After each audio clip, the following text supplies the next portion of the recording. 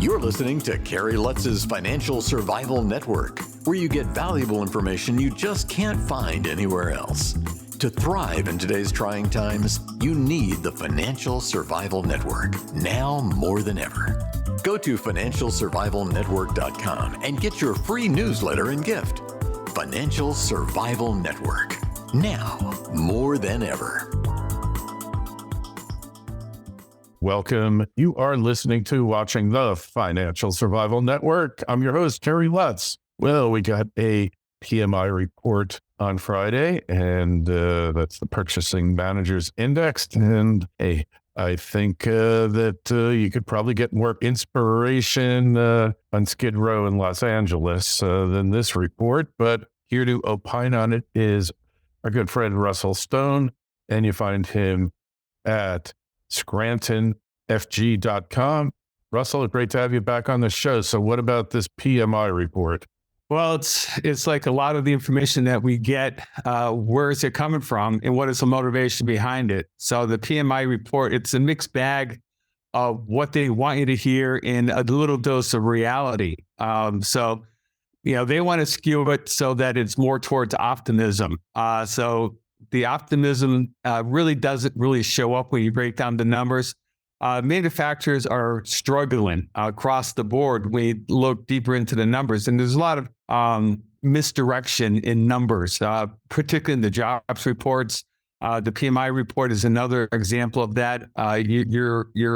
They'll focus on the one sector that is doing a little bit better, and then they'll ignore all the other sectors that are struggling. RV sales, car repossession, stuff like that. The dollar, the currency, is another area that nobody even talks about, but they should. Correct. What about the dollar? That's the one area, Kerry, if I had to say one thing that people need to focus on and really ignore all the other stuff, it's the dollar and the de-dollarization of our currency. And it makes total sense what's going on if you look at it from the street as opposed to looking at it from the book smart point of view. Think about this. We're $32 trillion in debt, right? Right away, that tells you we're in trouble. We've already defaulted. Has anybody ever talked to you about this, that we've already defaulted on our currency when we stopped using gold to back it up?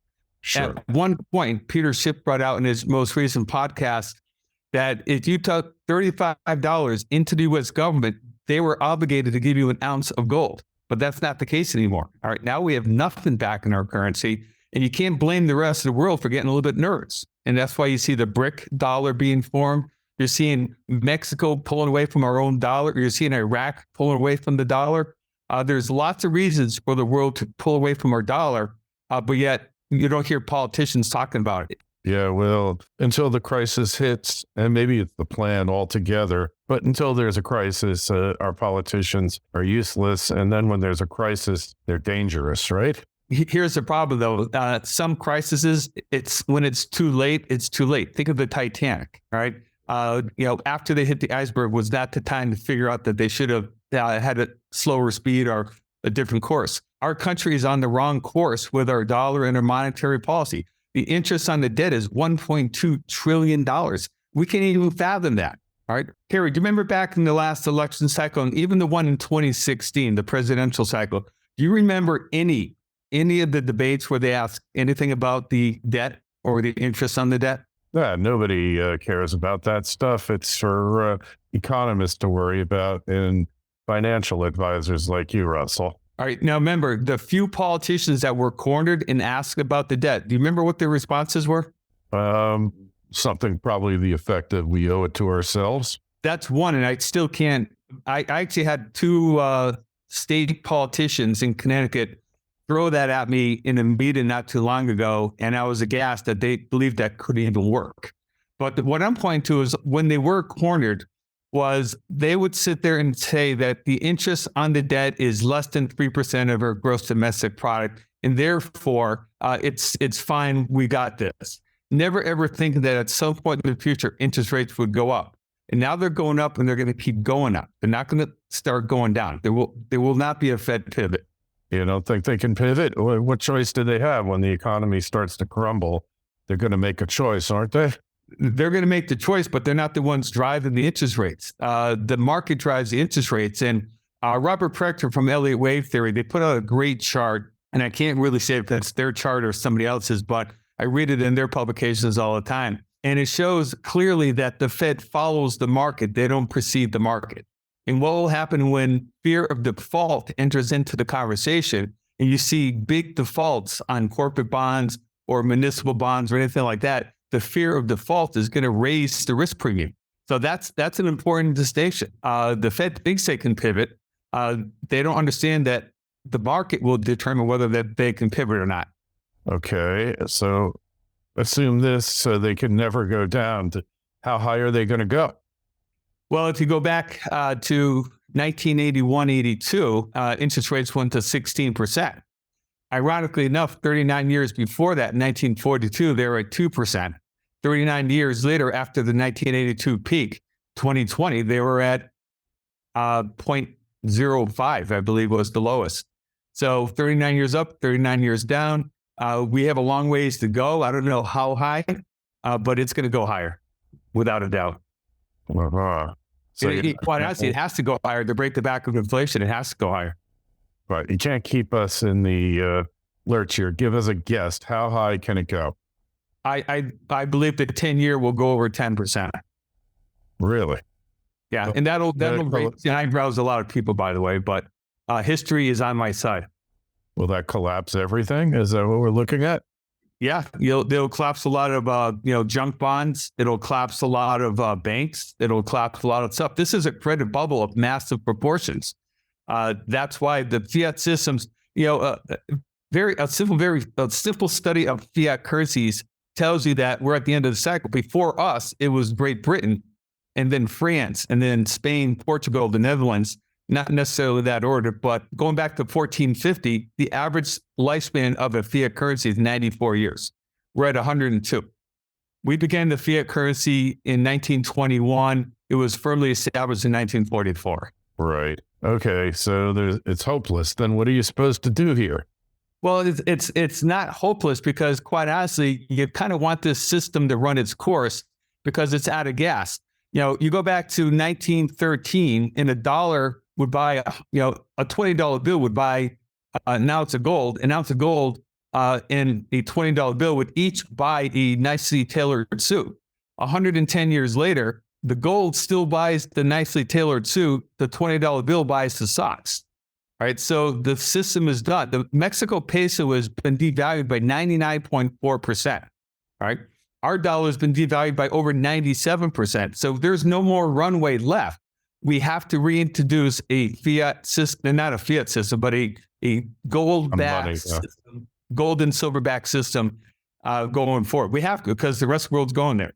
Russia's already there. The BRICS system is going to be backed on commodities, gold, silver, oil, whatever the country can bring to the table is what's going to back that currency. Well, look, if we do that, then the politicians will never voluntarily agree to do this here, Russell. You know that as well as I do. It will be the last gasp desperation, and the entire world will have to do it. And China and Russia don't want to do it either. Nobody wants to do it because that is giving the power to the people through sound money. It stops the financial games or dramatically restricts it. So to think that anyone is going to do this voluntarily, the Russians, Chinese, BRICS, nobody wants this system. So they're going to try to, in my opinion, come up with another system based on SDRs, whatever it is. Yeah, they'll de-dollarize, whatever. It's not going to work, but they're going to do it because they don't want to turn the power back to the people. But they do want to turn the power away from America. And the one currency system doesn't work anymore. So the SDRs make sense if you're looking at it just a system that makes sense for the whole world. You have 28 countries into one basket of currencies creating the currency reserve. That makes sense. The problem is can be held together. I don't think it can be held together. So they have to come up with a better system that is more stable under different geopolitical circumstances. I don't think they have it. The central bank digital currency that they're trying to push down our throat, I would liken your viewers, go and watch what's going on in Nigeria, because they have the central bank digital system in place, and it is not going very well for the citizens of Nigeria. Yeah, well, Nigeria is Nigeria. But look, during this whole inflationary wave, China has outinflated the US by many, many multiples, 10 or 20 to 1. And what you're saying of going on a gold standard is the end of the CCP. So they're not going to sign their own death warrant, which means that there's going to be an event that forces the world to do this, if indeed it's going to happen, which I Well, think. take what, if you and I could figure that out, there's a lot of smart people that have run us into the ground with $32 trillion in debt, people that have much better degrees than we do. Those are the people that scare me, honestly. They are. Yeah, because they're the ones that got us into this mess.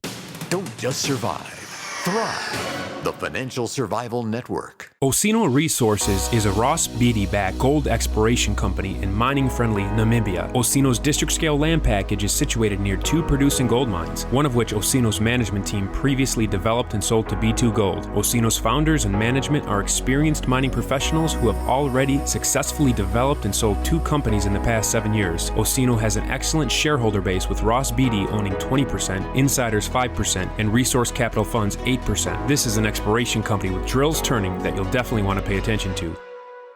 Osino trades in New York under the ticker OSIIF and in Toronto under the ticker OSI. To learn more, go to osinoresources.com. That's osinoresources.com. This is the Financial Survival Network, the information you need to thrive now more than ever. Absolutely. And they don't really care about too much more than themselves first. It just breaks my heart when I see what's going on in our own government and how our politicians are just throwing us under a bus. They have no loyalty to this country. They have no loyalty to what this country is capable of doing. It just, I don't know, Kerry, it just like you, it's frustrating. It's very, very frustrating. Well, I'll go back to what my law partner used to say when we practiced law. I am a recovering attorney. In fact, I'm America's top recovering attorney. But he used to say, Kerry, the situation is hopeless, but never serious. It's always been hopeless. It always will be hopeless. Somehow humanity manages to move forward. And while I totally agree with what you're saying, I don't believe we're going back to a gold standard. I just don't believe it. I'd love it for it to be, because it will re-empower the world's population, but I just don't believe it's going to happen, because the politicians are not going to allow it, and they'll watch the world go down the tubes before they actually go to that extreme. They just won't do it. I mean, I do believe at the end of the day, Kerry, that there's more light on the horizon than what people realize. I just think that we're going to go through some very, very difficult, rough waters that is going to take some of that control away from the politicians. They're going to go up against a wall where the government, the Federal Reserve can't function, or the Treasury can't function because of the massive amount of debt. There's right now, think about Swiss Credit, the second largest bank in the world, is just about out of gas. There's a massive run on their banks of $100 billion leaving the bank. They don't have many days left. What's going to happen when they go down? Hey, look, I just think you say there's a light at the end of the tunnel, Russell, but that light at the end of the tunnel could be the train coming right at you. And, that's easy to understand, but I believe that people are waking up. I've been around the country a lot. I've been talking to a lot of people, and there's a motivation of the everyday person to get out there, go back to their school boards and get out the school boards, to get back into local governments, to call their senators and congressmen. There's a hunger out there to fix this, because right now we see how broken it is. And I think it's good news. I'm optimistic. I'm just scared for what is coming at us, both in the stock market, the bond market, and the currencies. All right. Well, hey, here's the way you beat them. You live your best life. You do the best you can for yourself. Treasure each day. And that they can't take away from you. Easier said than done, I know, but I've been doing it for a while. It works for me. It'll work for you if you do it too. In the meantime, so you just go buy gold. Is that it? Gold and silver? No. Right now, I have a rope-a-dope type strategy where right now I use a money market account that only holds U.S. Treasuries. Right. So for liquid money, for bank money, that's my go-to, is to send people into that money market fund. Buy silver before gold, because you can buy 80 ounces of silver for every 1 ounce of gold, and own physical silver. If you have IRAs, you can buy physical silver in IRAs. You don't need to take unnecessary risk.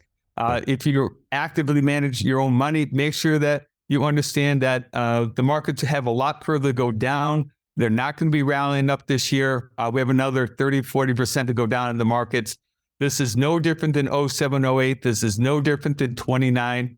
The reasons are the same: overuse of credit and an overall negative mood in the society. Cash will be king. Prices are going to go down, not up.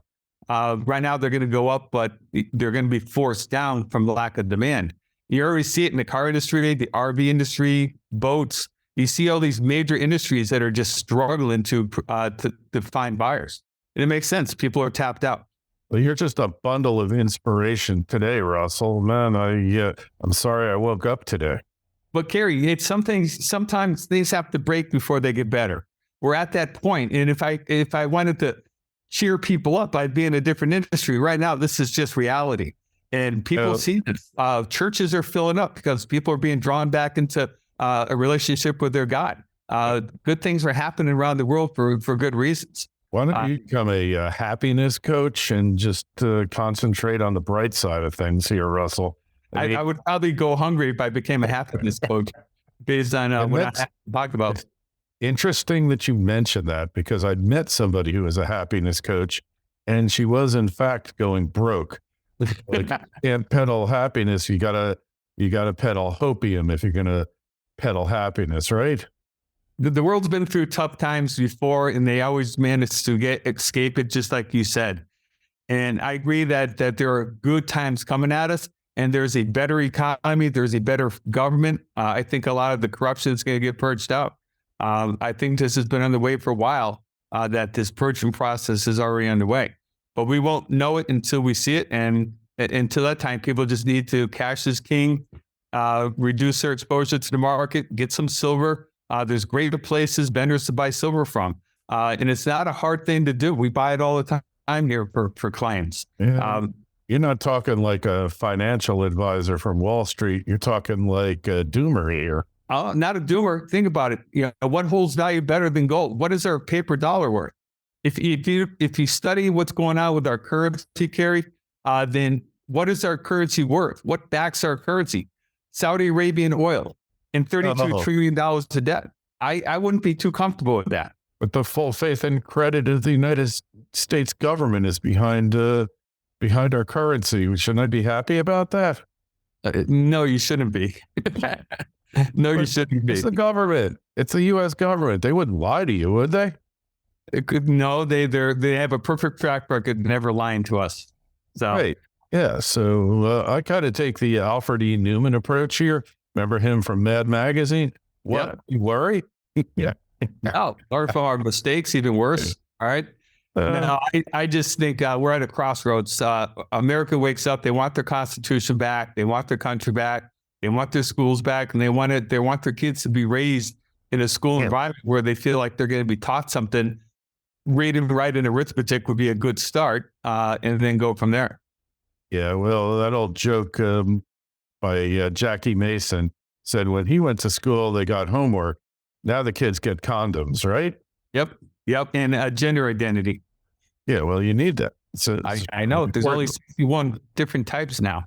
Yeah, you're talking a lot of blasphemy here today. I know. Really. Either I'm going to get canceled or you're going to get canceled. No, they've been canceling me for years already. The algorithms are my enemy, but nonetheless, hey, a lot of truth to what you say. Russell, how do we contact you? How do we get in contact with you, connect with you on the web, get your information, your work? How do you do that? The web's the best source. You can find out what we're doing here. You can find a little bit about me and where we're at. We're always adding to our website, but ScrantonFG.com is the website. Very simple. We reside here in Connecticut. We have a radio show locally, but we're visible And we're part of a bigger entity too that teaches, safe money management, income management. So it's a good environment to be in. There is going to be great opportunity once we get this credit bubble under control. At the bottom of it, there's great opportunity. That's the exciting thing. This is going to be June of 1932, Kerry. So, all right. Well, I'm ready. I hope you all out there are ready. If you got a question for Russell, shoot me an email, kl@kerrylutz.com. Make sure you go to the site, financialsurvivalnetwork.com, sign up for your free newsletter, and write your comments on the YouTube channel below. Russell, always a pleasure. Thanks so much for stopping by today. Thank you, Kerry. Thanks for listening to Kerry Lutz's Financial Survival Network, your solution to today's trying times. For the latest, go to financialsurvivalnetwork.com. Financial Survival Network, now more than ever.